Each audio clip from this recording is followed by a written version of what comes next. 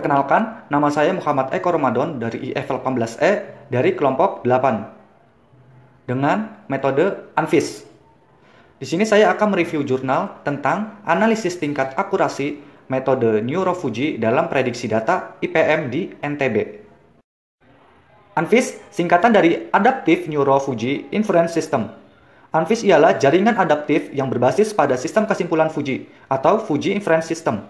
Dengan menggunakan sebuah prosedur hybrid learning, ANFIS dapat membangun suatu mapping input-output yang keduanya didasarkan pada pengetahuan manusia dalam bentuk aturan Fuji if-then dengan fungsi keanggotaan yang tepat berdasarkan dari Ahmad Kristianto 2017. ANFIS dapat bertindak sebagai suatu dasar dalam membangun satu kumpulan aturan Fuji if-then dengan fungsi keanggotaan yang tepat, yang berfungsi untuk memperoleh pasangan input-output yang tepat. Jenis rule yang bisa dilayani hanya tipe Takagi Sugeno Kang atau singkatan dari TSK atau dikenal dengan istilah Sugeno. Jenis Mandani tidak dapat diterapkan pada ANFIS. Bersumber dari R. Syaputra 2015. Dapat dilihat gambar dari ilustrasi mekanisme penalaran ANFIS. Ilustrasi mekanisme pada inference Fuji TSK orde 1 dengan dua masukan X dan Y. Basis aturan dengan dua aturan Fuji if then seperti berikut ini. Dapat dilihat rule pertama dan rule keduanya. Seperti ini. Tujuan dari penelitian ini adalah untuk menghitung hasil peramalan forecasting dari data time series jumlah indeks pembangunan manusia atau IPM di Provinsi NTB dari tahun 2008 sampai 2018. Dilihat pada tabel 1. Oke. Penelitian ini menggunakan metode Artificial Intelligence Neurofuji dengan menggabungkan Fuji Mandani dan ANFIS Sugeno yang diaplikasikan pada MATLAB dan peramalan forecasting. Tujuannya untuk mencari hasil error dari masing-masing tipe pada metode Artificial Intelligence Neurofuji. Adapun tipe yang akan diuji ada 9. Dapat dilihat ada 9. Tipe-tipe tersebut bertujuan untuk melihat tingkat akurasi berdasarkan hasil error. Dari hasil error itu, masing-masing tipe yang akan didapat kemudian akan dibandingkan untuk mencari hasil error yang paling terkecil dari masing-masing tipe yang telah diuji coba. Ini adalah flowchart dari Artificial Intelligence Neurofuji. Dapat dilihat seperti ini flowchartnya. Kemudian apa sih keunggulan dan kekurangan ANFIS? Keunggulannya ialah mampu menerjemahkan pengetahuan dari pakar dalam bentuk aturan-aturan, tetapi biasanya membutuhkan waktu yang lama untuk menetapkan fungsi keanggotaannya. Oleh karena itu, dibutuhkan teknik pembelajaran dari jaringan syaraf tiruan untuk mengotomatiskan proses tersebut sehingga dapat mengurangi waktu pencarian. Hal ini dapat menyebabkan metode ANFIS sangat baik diterapkan dalam berbagai macam bidang. Kekurangannya apa sih? Kekurangannya adalah kerumitan dari strukturnya. Sedangkan sistem Fuji mempunyai konsep yang mirip dengan konsep berpikirnya manusia. Dikutip dari Siti Mujilawati dan Eko Sulistiono 2016. Hasil dan kesimpulan. Tabel kedua adalah hasil peramalan forecasting pada masing-masing tipe. Dan tabel ketiga, hasil keseluruhan data error yang dicari. Dapat dilihat kedua hasil pada jurnal ini. Kesimpulannya adalah hasil akurat yang didapat yaitu pada tipe Gauss 2 MV dengan hasil prediksi sebesar 69,5 dan nilai MAD sebesar 0,354, MSE sebesar 1,5700035, MAPE-nya sebesar 0,049273 dan hasil error sebesar 0,995947. Peneliti menyimpulkan bahwa hasil peramalan forecasting menggunakan tipe Gauss M2MV merupakan tipe terbaik dan paling akurat dalam peramalan karena menghasilkan nilai error paling akurat di antara tipe-tipe yang lain. Dan hasil peramalan tidak jauh berbeda dari tahun-tahun sebelumnya. Assalamualaikum warahmatullahi wabarakatuh. Baik, saya Satrio Cilaksono dari kelas IF 18E kelompok 8 akan mempresentasikan review jurnal yang saya cari yang judulnya metode Adaptive Neurofugy Inference System atau ANFIS untuk prediksi tingkat layanan jalan. Nah, apa itu ANFIS? ANFIS merupakan penggabungan dari logika Fuji dan jaringan saraf tiruan. Logika Fuji memiliki kelebihan dalam memodelkan aspek kualitatif dari pengetahuan manusia dan proses pengambilan keputusan dengan menerapkan basis aturan atau rules. CST memiliki kelebihan dalam mengenali pola, belajar dan berlatih menyelesaikan sesuatu permasalahan tanpa memerlukan pemodelan matematik, serta dapat bekerja berdasarkan data historis yang dimaksudkan kepadanya dan dapat melakukan prediksi kejadian yang akan datang berdasarkan data-data tersebut. Sehingga ANFIS memiliki kemampuan keduanya, yaitu CST dan logika Fuji. Kemudian struktur ANFIS. Di sini ANFIS mempunyai 5 layer.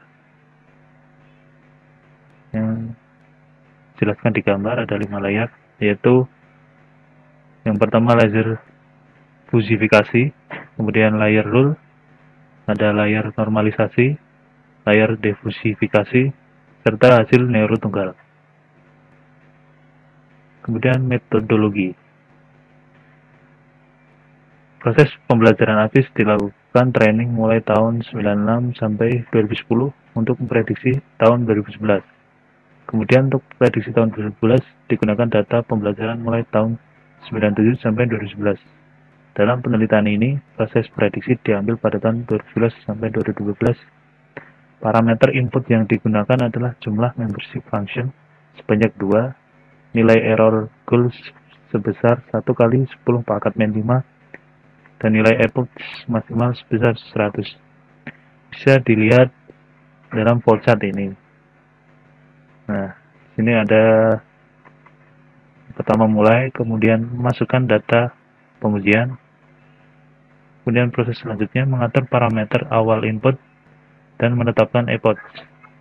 Kemudian di sini ada perulangan perhatian data input dalam sistem ANFIS. Kemudian hasil. Kemudian ada perulangan lagi pengujian data input dalam sistem ANFIS. Kemudian hasil. Kemudian ada fungsi keanggotaan, perbandingan, serta kurva error prediksi. Nah, hasil dari penelitian ini, metode ANFIS dapat dipergunakan untuk membangun prediksi tingkat layanan jalan berdasarkan level of service atau loss. Adapun parameter inputnya adalah jumlah membership function 2, error goal 1 kali 10 pangkat min 5, dan epoch maksimal 100, sehingga diperoleh map terbaik sebesar 0,93158% pada hasil uji yang dilakukan pada jalan LA Mesa Alur Maju. Baik, terima kasih. Perkenalkan, nama saya Mitra Rahman dengan NIM 18416255201029. Di sini saya akan mereview sebuah jurnal dengan judul Implementasi Metode ANFIS Data Mining dalam menyeleksi beasiswa di SMP Negeri 7 Sorolangun. Nah, di sini untuk input datanya ada 20 data calon penerima beasiswa di SMP Negeri 7 Sorolangun. Untuk kriterianya ada 3 yang akan diolah datanya, yaitu nilai akhir, penghasilan orang tua, dan juga tanggungan dari orang tua calon penerima beasiswa. Nah, berdasarkan 3 kriteria tersebut, akan dibuat suatu tingkat kepentingan. Kriteria berdasarkan nilai bobot yang telah ditentukan. Nah, ke dalam bilangan fuzzy. Rating kecocokan setiap alternatif pada kriteria tersebut sebagai berikut. Di sini ada SR, itu artinya sangat rendah dengan nilai bobotnya dalam bilangan fuzzy yaitu 0. Kemudian rendah itu 2,5. Kemudian cukup nilainya 5. Kemudian tinggi nilainya 7,5. Kemudian ST sangat tinggi dengan nilai bobot 10. Kemudian nilai bobot masing kriteria dikonversikan ke dalam bilangan Fuzzy. Untuk nilai rapot, misalnya di sini kurang dari 54, maka nilai bobotnya yaitu 2,5. Semakin tinggi nilai rapot, maka nilai bobotnya juga semakin tinggi. Di sini untuk yang paling tinggi, jika lebih dari 85, maka nilai bobotnya 10. Kemudian dari kriteria yang kedua, penghasilan orang tua. Di sini untuk jika penghasilan orang tuanya rendah, maka nilainya tinggi. Misalnya di sini jika kurang dari 1 juta, maka nilai bobotnya 10. Kemudian sampai yang paling tinggi, jika nilai bobotnya lebih dari ataupun sama dengan 5 juta, maka nilai bobotnya 2,5. Kemudian untuk kriteria yang ketiga, yaitu jumlah tanggungan orang tua. Di sini jika semakin rendah jumlah tanggungan anaknya, maka nilainya juga rendah. Di sini misal 1 anak, maka nilai bobotnya 0. Kemudian semakin tinggi, jika 5 anak, maka nilai bobotnya 10. Kemudian ini perhitungannya berdasarkan yang sudah dikonversi menjadi bilangan Fuzzy. Kriteria tersebut ada 3 kriteria yang sudah dikonversi menjadi bilangan Fuzzy, kemudian dihitung outputnya. Nah, di sini misal ada 5 orang penerima beasiswa berdasarkan output yang tertinggi. Di sini ada 5 orang ya yang outputnya tertinggi. Ada Fauzian Yusra dengan nilai output 8,33, kemudian Titania 9,1,6667. Yang lainnya Weni Zubaida, Nila Sari, dan juga Deli Rosmita. Kemudian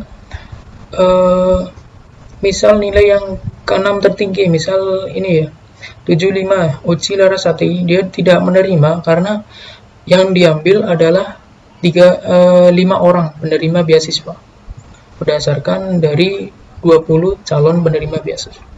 Mungkin itu saja penjelasan review dari jurnal penelitian kali ini. Terima kasih. Halo semuanya, nama saya Benedictus Mario Wendy Tranose. Saya dari IF 18E dengan nomor induk 184162552010-19.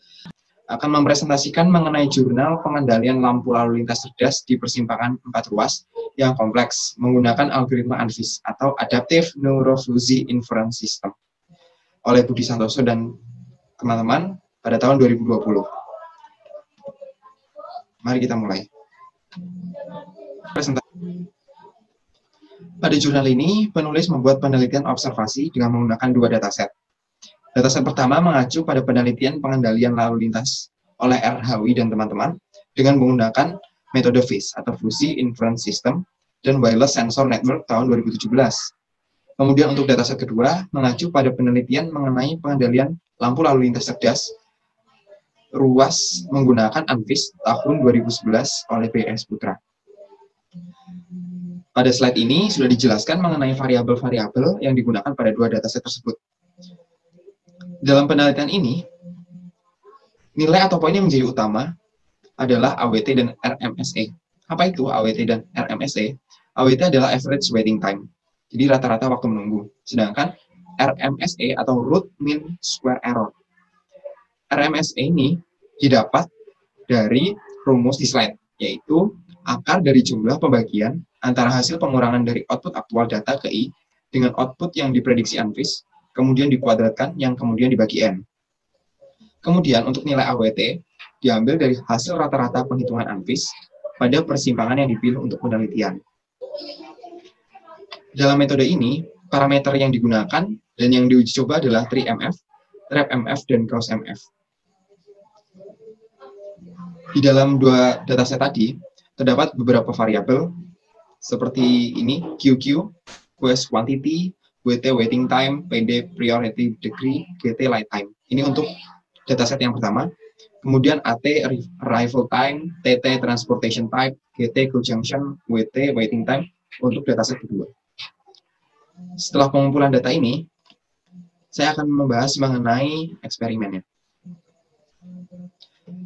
Di dalam tabel 3 di atas ini, sudah dipaparkan mengenai 4 eksperimen yang akan dilakukan serta perinciannya, seperti input dan outputnya, bagaimana metode pemecahannya, hingga evaluasinya.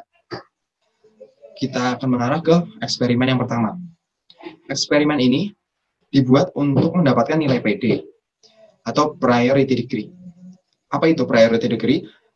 Priority degree adalah tingkat prioritas ruas jalan diberi lampu hijau. PD ini digunakan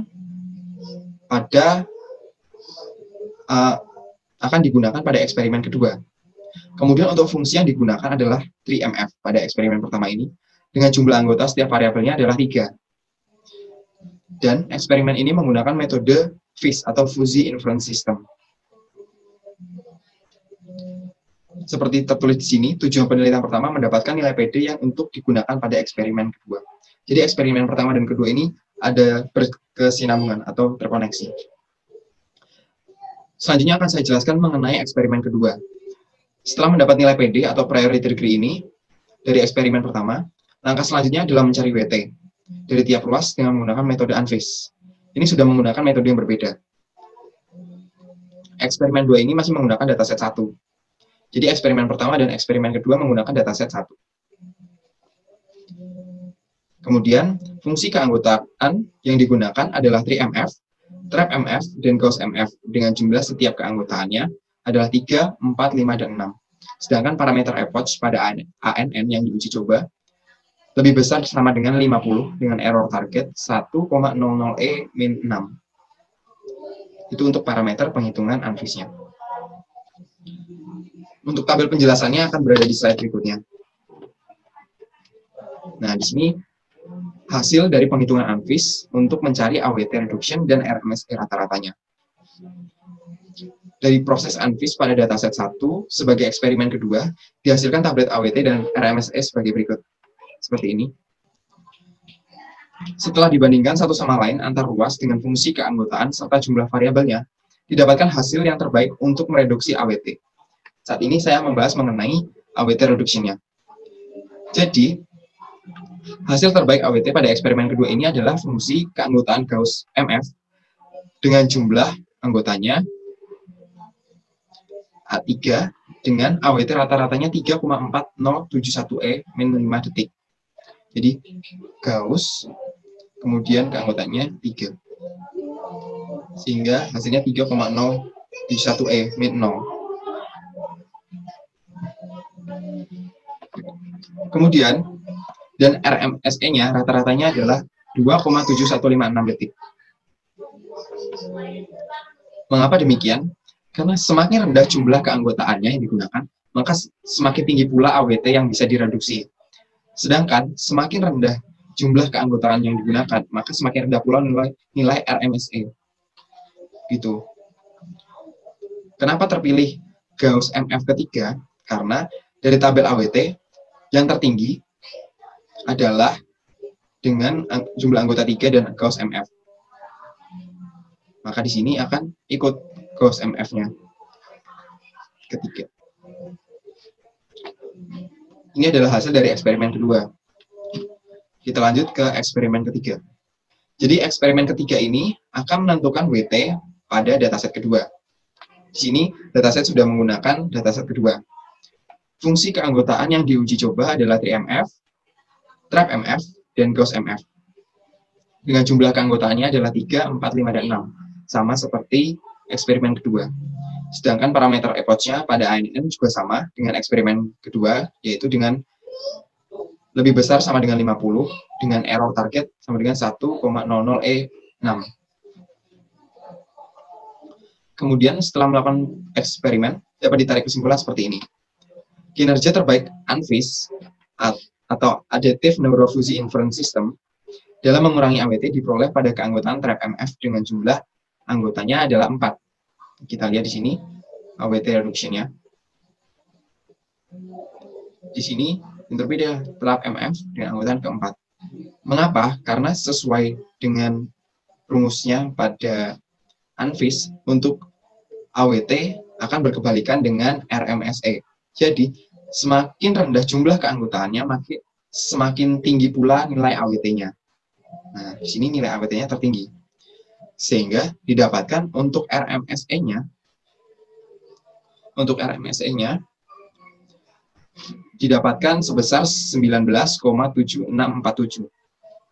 Trap 4, 19,7646. Maaf.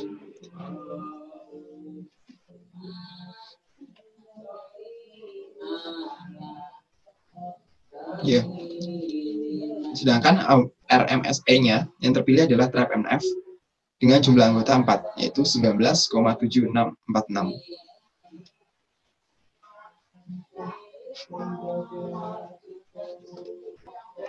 Selanjutnya akan dilakukan simulasi mengenai eksperimen keempat. Di sini sudah saya tuliskan penjelasan mengenai simulasi program. Jadi yang pertama adalah lampu hijau menyala pada ruas yang memperoleh PD tertinggi berdasarkan inputan QQ dan waiting time dari setiap ruas dengan durasi lampu hijau berdasarkan nilai GT. Yang selanjutnya adalah waktu lampu hijau dihitung mundur. Saat mencapai 0, maka Anvis kembali bekerja untuk memberikan output PD berdasarkan dataset 1. Selanjutnya, diasumsikan bahwa setiap periode lampu hijau, satu kendaraan masuk pada tiap-tiap ruas, yaitu QQ sama dengan QQ plus 1. Karena setiap periode menambah satu kendaraan. Kecuali pada ruas lampu hijau yang baru berakhir menjadi lampu merah. Karena pada saat lampu hijau, tidak ada kendaraan yang mengantri. Jadi QQ-nya adalah 0. Selanjutnya diasumsikan pula bahwa setiap periode lampu hijau, WT suatu ruas bertambah berdasarkan durasi lampu hijau sebelumnya. Yaitu WT sama dengan WT plus GT sebelumnya pada ruas lampu hijau. Terkecuali pada ruas lampu hijau yang baru berakhir jadi lampu merah, sehingga WT-nya adalah 0. Begitu adalah eksperimen keempatnya.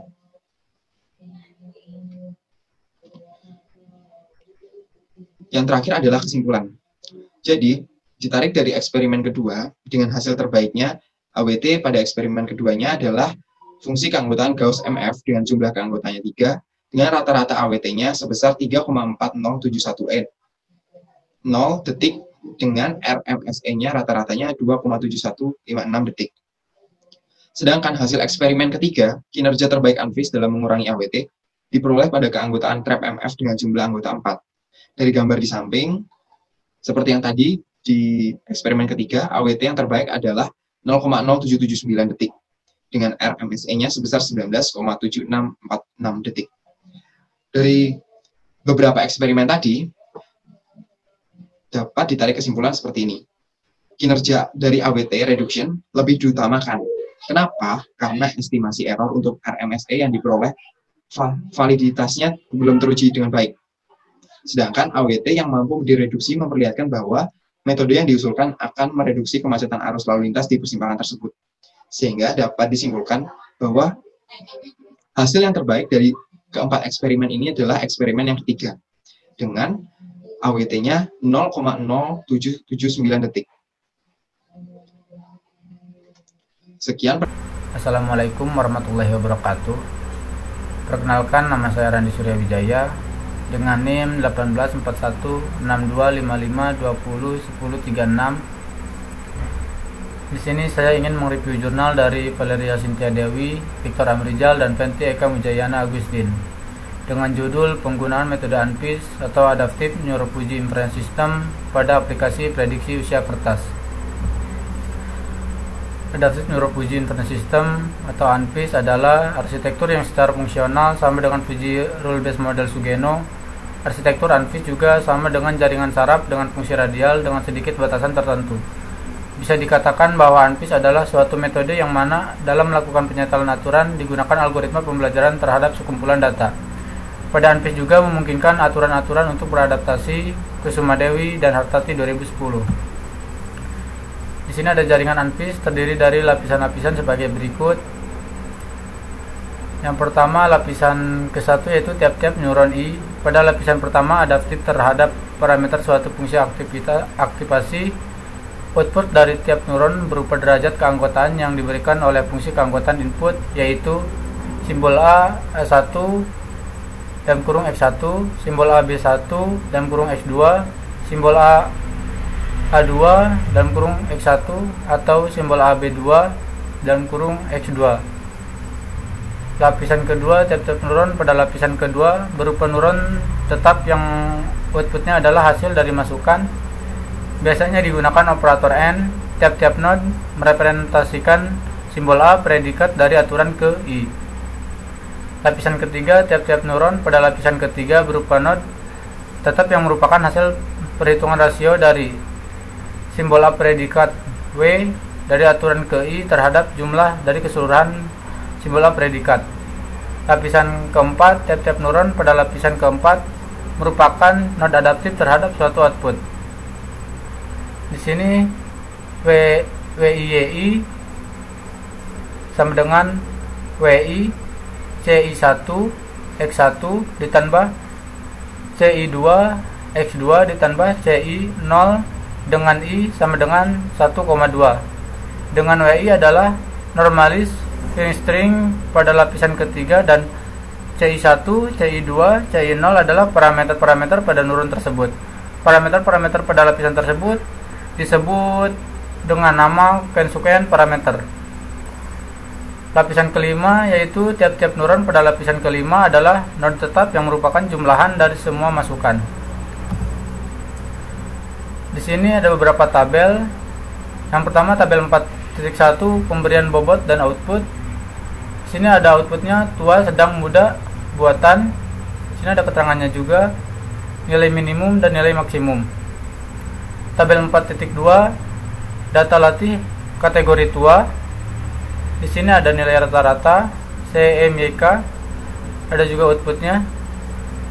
Tabel 4.3 itu data latih kategori sedang. Tabel 4.4 data latih kategori muda.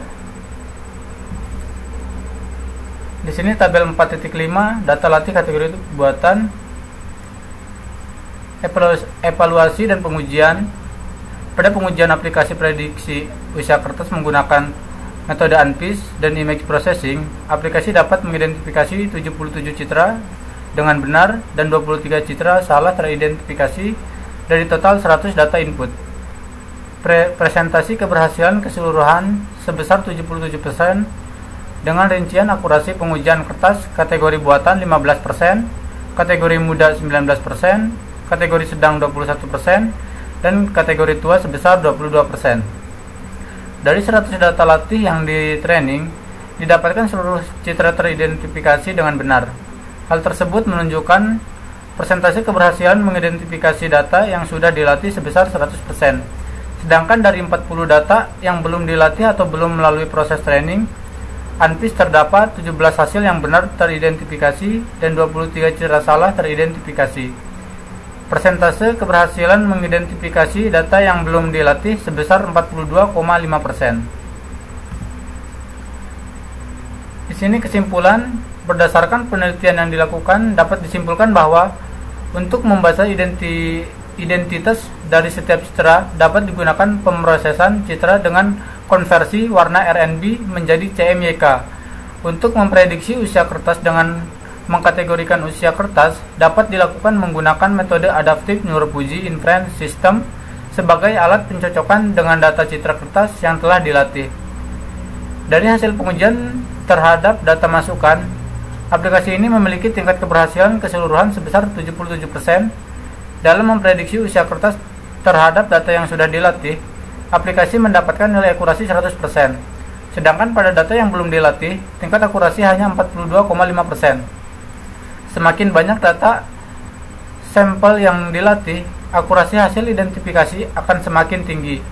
Dengan adanya aplikasi ini, usia kertas dengan mudah dapat diprediksi berdasarkan tahun terbit kertas tersebut tanpa harus melakukan uji laboratorium. Sekian, wassalamualaikum warahmatullahi wabarakatuh. Perkenalkan, nama saya Aldo Zamuluddin Fernando, kelas IF18E, NIM 1816255201208 dari kelompok 8 akan mereview sebuah jurnal dengan judul Prediksi Curah Hujan menggunakan metode Adaptive Neurofuji Interface System atau ANPIS yang disusun oleh Muhammad Isyardi Azhar dan Wayan Firdaus Mahmudi. Adaptive Neural Fuzzy Interface System atau ANFIS adalah jaringan yang berbasis pada sistem interface fuzzy. Parameter ANFIS dapat dipisahkan menjadi dua, yaitu parameter premis dan konstruken, yang dapat diadaptasikan dengan pelatihan hybrid. Pelatihan hybrid dilakukan dalam dua langkah, yaitu langkah maju dan langkah mundur. ANFIS merupakan arsitektur yang secara fungsional sama dengan fuzzy rule based model Sugeno dan juga sama dengan jaringan sistem saraf tiruan. Fungsi radial dengan sedikit batasan tertentu. Dikutip dari Kusma Dewi 2006. ANFIS adalah penggabung mekanisme fuzzy interface system yang digambarkan dalam arsitektur jaringan saraf. Sistem inferensi yang digunakan adalah sistem inferensi Fuzzy model Takagi Sugeno Kang atau TSK Orde atau dengan pertimbangan kesederhanaan dalam kemudahan komputasi arsitektur ANFIS. Juga sama dengan jaringan syaraf dengan fungsi radial dengan batasan tertentu. Agar jaringan dengan fungsi basis radial ekuivalen dengan fuzzy berbasis aturan model Sugeno Orde 1, maka diperlukan batasan. Keduanya harus memiliki metode agresi yang sama, rata-rata terbobot ataupun jumlahan terbobot. Untuk menurunkan semua outputnya, dua jumlah fungsi aktivasi harus sama dengan jumlah aturan fuzzy, if 10. 3. Jika ada beberapa input pada basis aturan, maka tiap-tiap fungsi aktivasi harus sama dengan fungsi keanggotaan tiap-tiap inputnya. 4. Fungsi aktivasi dan aturan fuzzy harus memiliki fungsi yang sama untuk neuron-neuron dan aturan-aturan yang ada di outputnya. Di sini ada tabel yang menggunakan metode ANFIS untuk mengukur curah hujan menggunakan 5 lapisan, lapisan 1, lapisan 2, lapisan 3, lapisan 4, dan lapisan 5. Selanjutnya metodologi. Di sini ada flowchart. Yang pertama adalah input data curah hujan, suatu udara, kelembapan, kecepatan angin, dan landing route yang dilakukan oleh penelitian. Yang kedua, pengelompokan data dengan menggunakan algoritma K-means. Yang ketiga, menghitung parameter premis, min C, dan standar deviasi A. Yang keempat, menghitung derajat keanggotaan menggunakan fungsi keanggotaan Grenzeled-Bell seperti yang ditunjukkan pada persamaan. Bell X ABC sama dengan 1 plus X kurangi CA aksen 2B 1. Yang selanjutnya menghitung first strength dengan menggunakan persamaan 2 berikut 0,2,1 sama dengan WI sama dengan UI X UBI Y sama dengan 1,2. Menghitung nilai normalized fire strength dengan menggunakan persamaan dengan mengukur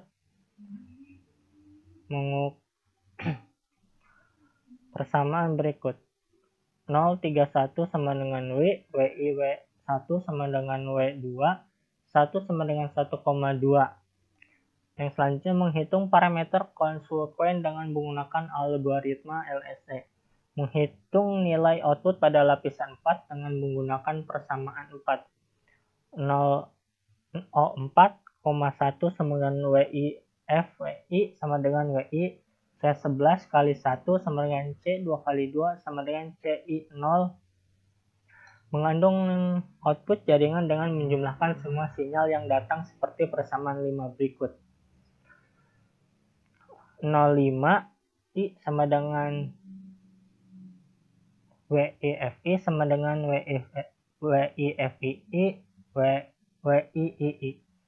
Yang selanjutnya menghitung nilai error jaringan dan membandingkan dengan nilai error yang diharapkan. Jika nilai error jaringan lebih besar dari nilai error yang diharapkan, maka dilakukan perbaikan parameter premis dengan menggunakan algoritma step descent. Di sini ada flowchartnya. Ini memasukkan data, menghitung derajat, hitung fire strength, normalize fire strength, hitung parameter, hitung output tiap lapisan, hitung output jaringan, perbaikan parameter premis dengan algoritma step descent, dan menghitung jumlah error. Selanjutnya, premis akan parameter konsekuens dan selesai. Berdasarkan yang dilakukan oleh penelitian, maka berdasarkan hasil pengujian yang dilakukan, setelah didapatkan nilai learning rate, jumlah iterasi, serta jumlah data latih yang paling baik, parameter-parameter tersebut akan digunakan untuk menghitung hasil prediksi curah hujan dengan menggunakan metode Adaptive Neural Fuzzy Interface System. Nilai-nilai parameter terbaik tersebut antara lain learning rate sama dengan 0,3, data latih sama dengan 150 data uji sama dengan 300 data, dan literasi sama dengan 400 data. Dengan menemukan nilai terbaik pada setiap parameter di atas, didapatkan hasil prediksi curah hujan. Tabel berikut adalah tabel hasil prediksi curah hujan beserta perbandingan dengan output aktualnya. Metode ANFIS sudah cukup baik dengan nilai RMSE yang dihasilkan sebesar 1,88. Penelitian sebelumnya oleh Wijaya 2018. Yang dilakukan prediksi curah hujan pada Kabupaten Malang menggunakan metode Higg Order Fuzzy Time Series multifaktor diperoleh nilai RMSE sebesar 23,23. Hal ini menunjukkan bahwa metode adaptasi Fuzzy Interface System ANFIS lebih baik dibandingkan metode pada penelitian sebelumnya. Gambar berikut merupakan pengalaman lebih jelas perbandingan secara aktual dengan output hasil prediksi. Di sini tabel keaktualan dan prediksinya. Saya Ujang Bian, kelas IF 18E, dengan NIM 18416255201023 akan mereview sebuah jurnal dari Tanti Ayudia yang berjudul Sistem Pakar Diagnosa Penyakit Akibat Konsumsi Berlebih Monosodium Glutamat atau MSG menggunakan metode ANFIS. Penjelasan tentang MSG tersebut. MSG glutamat adalah garam natrium sodium dari asam glutamat, suatu asam amino. Asam amino yang terdapat dalam semua jenis protein memiliki sedikit rasa manis atau asin. Diproduksi melalui proses fermentasi alami zat tepung dan tes dari gula tebu sejak ditemukan di Jepang 1909 oleh Ajinomoto. Monosodium glutamat atau MSG telah berkembang menjadi salah satu zat adiktif makanan yang paling populer di seluruh dunia. Selanjutnya adalah Addictive Neuron Fuzzy Inference System atau ANFIS tersebut. Penjelasannya yaitu adalah arsitektur yang secara fungsional sama dengan Fuzzy Rule model Sugeno. Struktur ANFIS memiliki dua input yaitu X dan Y, serta satu output yaitu Z menurut Zhang tahun 1997. Himpunan aturan umum untuk Sugeno satu order dengan dua input adalah sebagai berikut. Yang pertama adalah rule 1. If X is A1 and Y is B1, then F1X tambah X1Y tambah R. Rule kedua yaitu if X is A2 and Y is B2, then F2X tambah Q 2Y tambah R. Arsitektur ANFIS Sugeno mempunyai 5 lapisan, yaitu yang pertama adalah lapisan masukan berisi nilai CRIPS dari masing-masing masukan. Lapisan kedua adalah terdiri dari nilai Fuzzy dari masing-masing masukan dengan cara nilai sementara dibagi dengan nilai CRIPS dari masing-masing masukan. Lapisan ketiga adalah kombinasi dari semua nilai Fuzzy yang mungkin operator yang menggunakan adalah operator N, adalah fungsi aktivasi E minus X sama dengan min X1, X2, X3, dan X seterusnya. Lapisan keempat adalah keluaran sistem neuron Fuzzy untuk menghitung nilai keluaran pada jaringan. Selanjutnya adalah analisa dari MSG tersebut.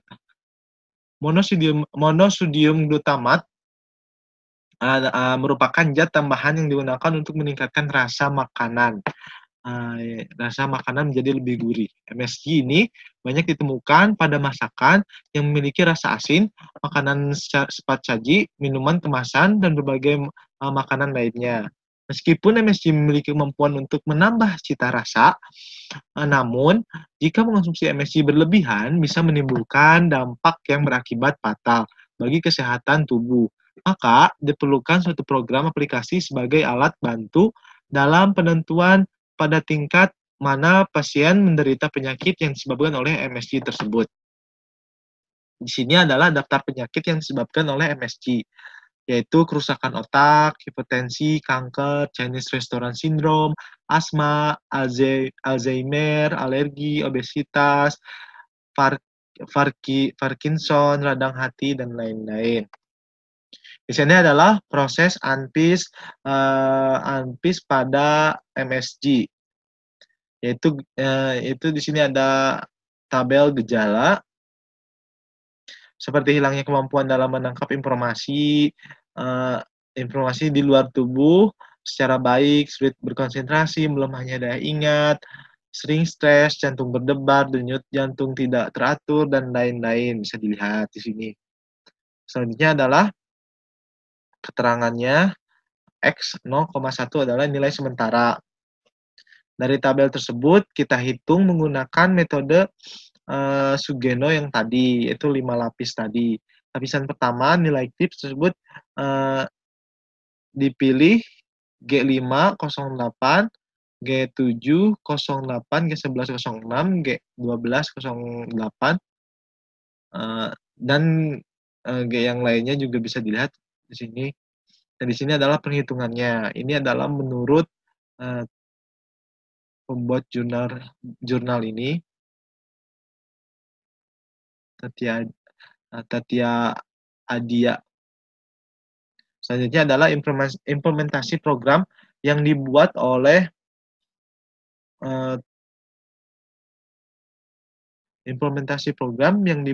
untuk mendeteksi penyakit akibat berlebihan mengkonsumsi monosodium glutamat atau MSG. Di sini adalah menunya. Di sini adalah sistem pakar, diagnosa. Ini adalah berbagai penyakit, menu berbagai penyakit. Di sini adalah diagnosa dari berbagai penyakit yang ditemukan akibat berlebihan mengkonsumsi MSG. Dan di sini adalah hasil dari diagnosa yang telah diteliti. Diagnosa yang telah diisi oleh user. Selanjutnya adalah kesimpulan. Kesimpulan dari review jurnal ini, yang pertama adalah proses diagnosa terhadap penyakit harus dilakukan kepada seseorang ahli atau spesialis yang mengerti atau paham terhadap penyakit tersebut. Di dalam diagnosa penyakit akibat mengkonsumsi berlebihan MSG, diperlukan sebuah sistem atau aplikasi yang dapat mempermudah para pasien atau masyarakat yang akan melakukan diagnosa. Selanjutnya adalah menerapkan metode ANPIS dalam melakukan diagnosa dapat menggunakan data training yang berhubungan dengan kasus yang diteliti, sehingga akan lebih mudah untuk mendapatkan hasilnya. Selanjutnya adalah aplikasi sistem pakar untuk mendiagnosa penyakit akibat konsumsi berlebih monosodium glutamat atau MSG telah selesai dirancang menggunakan bahasa pemrograman PHP. Nah, seperti yang saya tadi tunjukkan, diimplementasi dengan MySQL sebagai database-nya. Sekian review jurnal dari saya. Mohon maaf bila banyak kesalahan. Assalamualaikum warahmatullahi wabarakatuh. Assalamualaikum warahmatullahi wabarakatuh. Saya Fira Nurul Izati, kelas IF 18E. Di sini saya akan mereview jurnal mengenai ANPIS untuk diagnosa kesehatan pekerja industri dan mencari solusinya. Di sini ada Penjelasan mengenai Adaptive Neurofuzzy Inference System atau ANFIS. ANFIS menggabungkan prinsip kerja jaringan syaraf tiruan dengan Fuzzy Inference System. Dengan menggabungkan ANFIS dengan JST diharapkan dapat meminimalisir kelemahan masing-masing metode. Dasar dari penggabungan adalah kelebihan dan kekurangan dari masing-masing sistem. Kelebihan utama jaringan syaraf tiruan adalah dapat mengenali sistem melalui proses pembelajaran untuk memperbaiki parameter adaptif. Kekurangan dari sistem ini adalah kerumitan strukturnya. Sedangkan sistem fuzzy mempunyai konsep yang mirip dengan konsep berpikirnya manusia. Gabungan keduanya akan saling melengkapi kelebihan dan kekurangan masing-masing sistem. Metodologi penelitian. Tujuan dilakukan penelitian ini adalah untuk mendiagnosa penyebab sakit pekerja dan menemukan solusinya dengan aplikasi kecerdasan buatan atau expert system dan ANFIS. Penelitian ini akan menghasilkan tampilan interface untuk memudahkan user mengakses informasi tersebut. Penelitian dilakukan di perusahaan Garment, penjahit di Yogyakarta, dan non-Garment, PT Harapan Jaya Machinery Sukaraja. Pengumpulan data dengan kuesioner tentang keluhan sakit pekerja. Data tersebut digunakan sebagai input dalam basis knowledge di sistem pakar. Kemudian dilanjutkan sebagai input dalam proses pembelajaran dan pelatihan Adaptive Neurofuzzy Inference System. Metode ANFIS menggunakan algoritma subtraktif, clustering, dan algoritma pembelajaran hybrid. Dengan data pelatihan sebanyak 200 data dan data testing sebanyak 110 data sebagai input program ANFIS. Maka ANFIS mampu melakukan pembelajaran atau pelatihan dengan hasil galak pembelajaran sebesar 0,35235 dengan range of influence sebesar 0,4 dan effort sebesar 30. Di sini ada tabel solusi keluhan subjektif pekerja. Jika makan selalu monoton dan ada repetitif gerakan, postur kerja, dan repetitif dan postur kerja. Lalu hasil dan kesimpulannya, dengan data pelatihan sebanyak 200 data dan data testing sebanyak 110 data sebagai input program ANFIS, maka ANFIS mampu melakukan pembelajaran atau pelatihan dengan hasil galak pembelajaran sebesar 0,35235 dengan range influence sebesar 0,4 dan effort sebesar 30. Hasil kuesioner menunjukkan bahwa penjahit keluhan sakit terjadi di bagian leher, lengan, dan pinggang. Sedangkan pada PT Harapan Jaya Machinery non-Garment, keluhan sakit terjadi di bagian punggung, lengan, dan kaki. Sistem pakar dan software Delphi mampu menghasilkan interface yang informatif dan memberikan kemudahan bagi pengguna atau user. Lalu di sini ada tabel hasil tingkat keluhan sakit pekerja. Ada beberapa bagian tubuh pekerja, presentasinya ada di PT Garment dan non-Garment. Baik, itu saja yang dapat saya sampaikan. Kurang lebihnya mohon maaf. Wassalamualaikum warahmatullahi wabarakatuh. Assalamualaikum warahmatullahi wabarakatuh. Saya Muhammad Rahman Firdaus dari kelas IF 18E, NIM-nya 18416255201004, akan mereview tentang prediksi kecepatan angin menggunakan ANFIS dari Nervita Nikentari, Martalelli, dan Helen pada tahun 2018. Ini sebagai salah satu fenomena alam yang mempengaruhi berbagai aspek dalam kehidupan manusia baik pengaruh positif maupun negatif. Aspek ini berperan besar dalam ekonomi, pariwisata, pembangunan, transportasi maupun perdagangan masyarakat. Data angin dalam hal ini kecepatan angin belum dapat diketahui secara pasti. Nilainya oleh karena itu perlu adanya prediksi. ANFIS adalah algoritma yang dapat digunakan untuk prediksi data. Di samping adalah tabel dari macam-macam angin dan skalanya, skala 0 sampai 12, dan pengertian anginnya ada calm, like air, like breeze, dan lain-lain.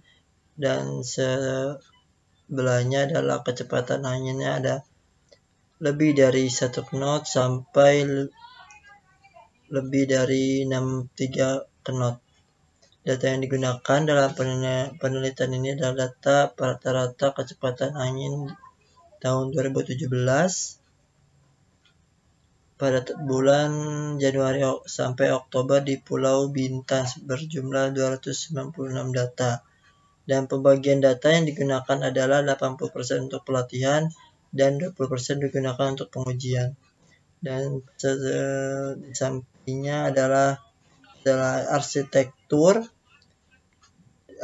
dari ANFIS prediksi kecepatan angin, di mana parameter awal ANFIS dengan clustering menggunakan metode Fuzzy HC-Min adalah sebagai berikut. Jumlah variabel inputnya ada 4, clusternya ada 2, pangkatnya 2, maksimum iterasinya 10, error terkecil adalah 10-3, dan sampingnya adalah flowchartnya dimulai dari start data, terus dimasukkan data angin, kecepatan angin, data parameter jaringan, selanjutnya adalah pelatihannya, terus nilai parameter menghasilkan nilai terkecil, apakah ya atau tidak. Kalau tidak akan mengulang kepada pelatihan, dan selanjutnya adalah kalau ya adalah pengujian, dan hasil peramalannya akan dikeluarkan. Setelah itu adalah stop. Dan di sini adalah ANFIS melakukan 4 model pelatihan dan pengujian. 4 model tersebut adalah sebagai berikut. Selanjutnya adalah model-model dari ANFIS tersebut, yang grafik perbandingannya di sini adalah. Dan selanjutnya adalah presentasi akurasi prediksi data latih dan uji. Dan gambar yang di samping kiri adalah menunjukkan model yang terbaik, adalah yang sebelah pojok kiri atas, ditunjukkan dengan nilai RMSE paling kecil dan angka akurasi paling tinggi dibandingkan dengan model lainnya. Data hasil prediksi menggunakan model keempat dapat dihasilkan dalam tabel. Inputnya 5,55 dan outputnya adalah 6, dan testingnya adalah 5,6. Dan selanjutnya adalah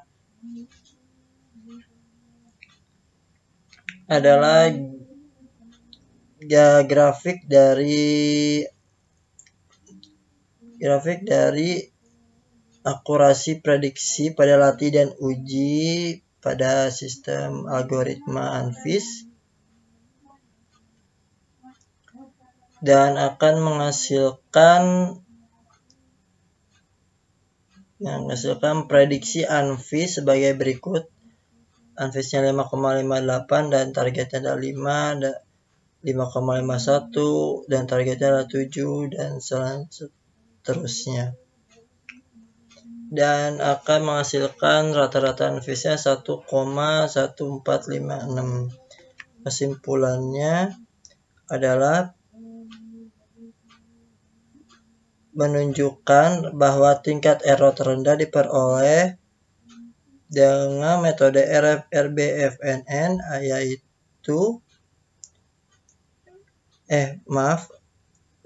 sedangkan RMSE ANFIS adalah 1,1456. Dan ANFIS ini adalah kecepatan anginnya yang terbaik. Cukup sekian dari saya. Wassalamualaikum warahmatullahi wabarakatuh. Assalamualaikum warahmatullahi wabarakatuh. Perkenalkan, nama saya Muhammad Nuradha. Kali ini pada mata kuliah kecerdasan tiruan, saya akan mereview jurnal peramal beban puncak harian pada PT PLN Persero APB Jateng dan DI menggunakan ANFIS, Adaptive Neurofusion Inference System. Ya, langsung saja. ANFIS, pembelajaran ANFIS menggunakan Hybrid Learning Rule yang menggabungkan metode Least Square Estimator untuk menentukan nilai konsekuen pada alur maju dan Error Backpropagation atau EBP pada alur mundur untuk memperbaiki parameter premis. LSI merupakan suatu metode yang digunakan untuk menentukan hubungan linear dari suatu data di mana jumlah kuadrat dari jarak antara titik dengan garis regresi yang sedang dicari harus kecil mungkin, sedangkan EBP adalah suatu metode pelatihan yang terawasi atau dalam artian mempunyai target yang akan dicari.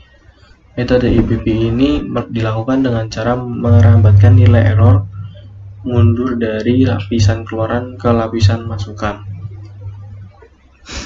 Sebelum memulai proses pelatihan, terdapat beberapa parameter yang harus ditentukan terlebih dahulu, yaitu A. Radius merupakan jari-jari atribut data, nilai default parameter radius adalah 0,5. Kemudian B. Squeeze factor merupakan faktor pengalih nilai radius yang menentukan jumlah tetangga dalam sebuah pusat klaster. Nilai default parameter squeeze factor adalah 1,25. Kemudian asap ratio merupakan batas bawah di mana suatu titik data yang menjadi calon pusat klaster diperbolehkan untuk menjadi pusat klaster. Nilai default parameter asap ratio adalah 0,5. Kemudian reject ratio merupakan batas di atas di mana suatu titik data yang menjadi calon pusat klaster tidak diperbolehkan menjadi pusat klaster. Nilai default parameter reject ratio adalah 0,15. Epos merupakan jumlah maksimal proses pelatihan yang dilakukan maksimum iterasi. Goal merupakan toleransi galat error yang ingin dicapai. Kemudian pelatihan pada tabel berikut ini, jumlah variasi jaringan yang digunakan dalam perancangan program ini adalah sebanyak 25 jaringan. Jumlah data latih yang digunakan yaitu sebelumnya itu 2183 data yang diambil dari periode 1 Januari 2010 sampai dengan 31 Desember 2015. Tabel 1 ini beserta memaparkan hasil pelatihan yaitu berupa error yang dihasilkan pada epos terakhir dan nilai regresi linearnya. Berdasarkan tabel 1 dapat dilihat bahwa dari pelatihan yang dilakukan dengan menggunakan 25 variasi nilai-nilai parameternya diperoleh jaringan 24 dan jaringan 25 merupakan jaringan yang menghasilkan nilai R terbaik yaitu sebesar 0,97 353 dengan nilai error pada epos terakhir yaitu 97,0331 MB. Berdasarkan hasil tersebut, maka jaringan 24 dan jaringan 25 yang akan digunakan sebagai jaringan pada tahap ramalan, namun sebelumnya perlu dilakukan pengujian terlebih dahulu terhadap kedua jaringan tersebut untuk mengetahui persentase kesalahannya apabila jaringan tersebut diujikan untuk data lain yang bukan termasuk data latihnya. Pengujian pada tabel 2, hasil pengujian jaringan 24 dan jaringan 25. Dari tabel 2 dapat dilihat bahwa nilai RMSE dan nilai MAPE yang dihasilkan kedua jaringan tersebut adalah sama, yaitu sebesar 101,0677 MB untuk nilai RMSE dan 2,0418% untuk nilai MAPE. Nilai-nilai tersebut menunjukkan hasil yang baik sehingga jaringan tersebut dapat digunakan untuk tahap selanjutnya yaitu tahap ramalan. Ya, pada tahap ramalan, data yang digunakan dalam tahap ramalan ini adalah data beban puncak periode 24 Mei sampai 8 Juni 2016 untuk meramalkan data beban puncak periode 1 sampai 9 Juni 2016. Tabel 3, hasil peramalan menggunakan jaringan 24 dan jaringan 25 ya sebagai berikut. Dengan tanggal 1 beban puncak 3899 84 MB, 2 Juni 2016 3897,43 MB, 3 Juni 2016 3897,93 MB dan seterusnya. Kemudian perbandingan Perbandingan hasil peramalan Anfis dengan peramalan PLN. Berdasarkan tabel 4 dan 5 dapat diketahui perbandingan hasil peramalan Anfis dengan peramalan PLN terhadap beban aktualnya. Pada peramalan Anfis menghasilkan nilai MAP yang lebih kecil, yaitu 1,879% bila dibandingkan dengan hasil peramalan PLN dengan nilai MAP 1,917%. Akan tetapi keduanya telah menghasilkan peramalan yang baik sesuai dengan standar PLN, yaitu nilai MAP untuk peramalan jangka pendek adalah kurang lebih 2%.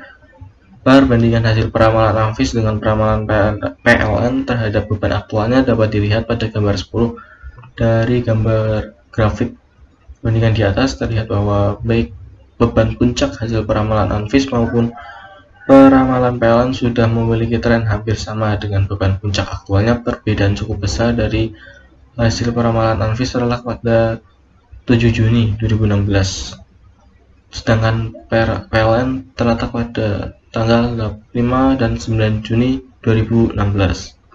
Ya, berikut ini tabel dari perbandingan hasil peramalan Anfis dan peramalan PLN terhadap beban aktualnya.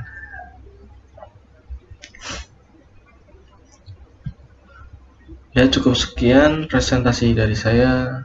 Terima kasih. Wassalamualaikum warahmatullahi wabarakatuh.